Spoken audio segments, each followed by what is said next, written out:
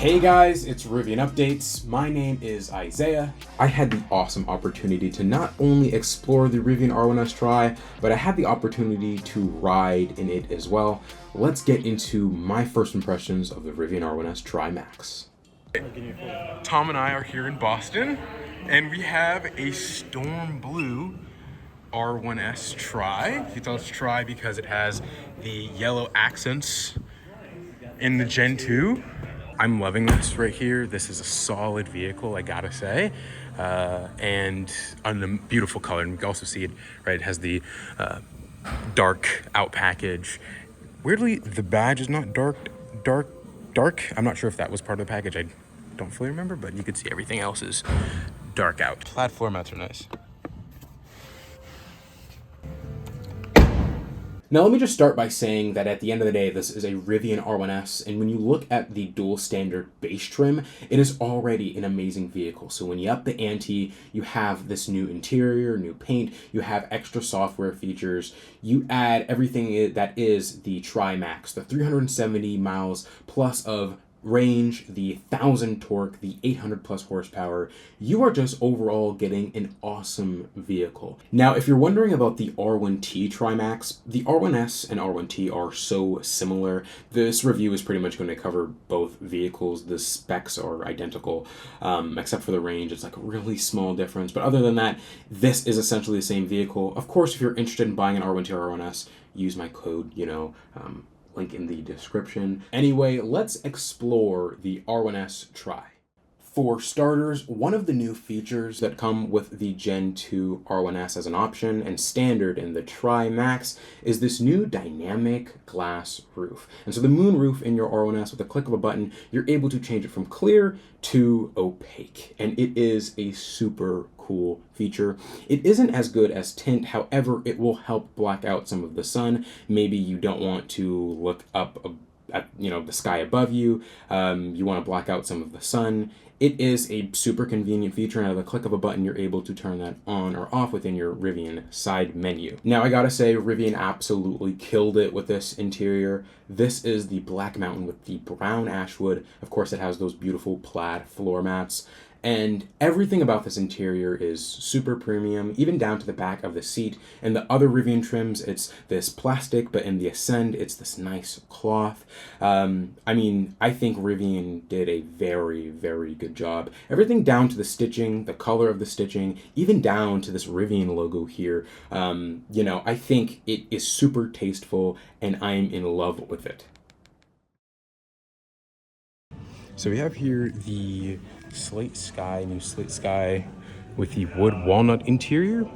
And of course, now we have also the dark out badging. So right, for the Tri motor, it'll have this with yellow badging. If you're a dual motor like me, it'll just have regular black here. And of course, if you get the dark out package, boom. And if you get the dark out package with the Tri, it'll be like that. And you have all the interiors here. So the Black Mountain dark ashwood, which is what I have. Really nice here. Right, Ocean Coast with dark ashwood, which is what we see in there. All right. And then, of course, this is what we see in the Tri motor that is over there behind Shane. And Black Mountain brown wood brown ashwood. So brown wood and then plaid. And then, of course, this is the Ocean Coast plus the driftwood, which is the new interior, which I don't think we've seen yet. And this is Rivian's new Storm Blue exterior paint color. It is pretty similar to Rivian's Amazon EDV color, which is pretty funny. And here's a contrast between Storm Blue, Rivian Blue, and El Cap. And the thing to remember is that this Storm Blue color only comes on the Tri and the quad motor Rivians.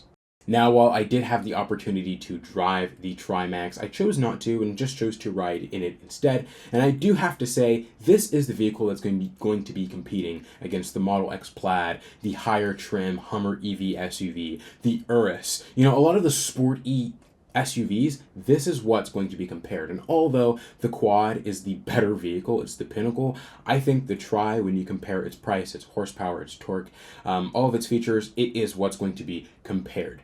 And I gotta say, I think this thing is a beast. I already love Rivian, I already love the R1S, and as I said before, right, you up the ante, this is just, you know, a more extreme version of what's already so great and so powerful. I think the only thing I didn't really like about the Tri would have to be not because of the Tri, it would have to be because it's a, you know, a Gen 2. I don't like the electronic door handles. I love the mechanical door latches. And, you know, I did show in the video that it closes, I would say, a lot better, the Gen 2. But Gen 1, I love just manual door handles. Anyway, I gotta say, the Tri pulls much harder than the Gen 1 vehicles. I was able to ride in a Gen 1 R1T and a Gen 1 Quad R1T and a Gen 2 R1T dual performance right after being in the Tri, and I gotta say that the Tri pulls much harder than the Gen 1 Quad and the Gen 2 dual.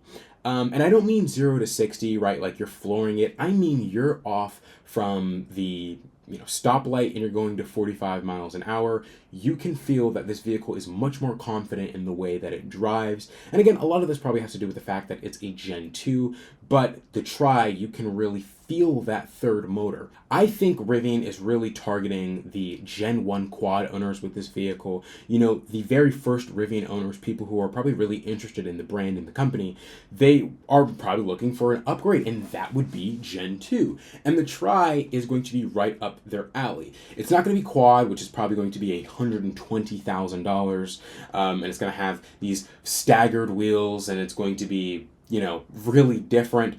I think the Tri is just below the Quad. It'll still have a ton of performance, it still have a ton of power, but the price won't exactly be there. And with all of the marketing that Rivian has done surrounding the Tri, I think it's proof of that. Compare the Gen 1 Quad to the Gen 2 Tri, you think power, performance, torque. Then the Gen 2 Tri, you have the new interior, the new exterior. It's a Gen 2, so you're already getting an improvement over Gen 1. It is really like just a level up in terms of what you're going to have. And Rivian is doing a ton of offers for the new Gen 2 vehicles. And so I think it is what people are going to be looking for when it comes to performance. Again, some people are going to be looking for the Quad, but compare the Quad to the Tri. I really think the Tri is going to be the better deal. And shout out to Jose, Tom, and Kevin for inviting me out to experience what it's like to ride the Tri Max. I had a blast with them. But thank you guys so much for watching. My name is Isaiah, this is Rivian Updates, and I'll see you in the next one. If you didn't know already, I do have a podcast with me and a friend, Zach. It's called Rivian Rundown. We go over all of the latest Rivian news within the past week, and it is a blast to have. If you are interested in watching and keeping up with all of the latest Rivian news, link will be in the description.